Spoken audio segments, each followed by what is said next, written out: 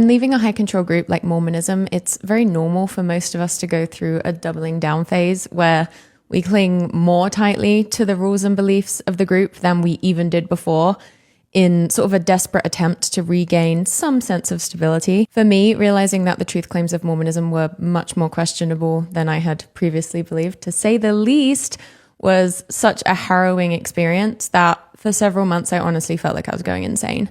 Like, I was scared Satan himself was going to visit me. I was also scared that Jesus was going to visit me. Just really didn't want any visitations of any kind, was very scared of them. Understandably, when we're under that kind of psychic tension, we'll often try and ease it by kind of shutting down a lot of the new kinds of thoughts we've been having and falling back into what we know, what previously felt safe, especially as we've been taught by Mormonism that any serious doubt is the result of satanic influence and a sign of our weakness, or some other flavor of that notion. Doubling down usually doesn't work for very long because a mind expanded by new ideas can never retain its original shape. People may stay in the church forever because the fear of leaving is too intense, but it's rarely going to ever be the same again. And people pay a really steep price for doubling down, namely the loss of true freedom and healthy individuation and living a life that's defined by their fears. Whatever we're unwilling or unable to face will keep controlling us. And I don't think the illusion of safety that we get by doubling down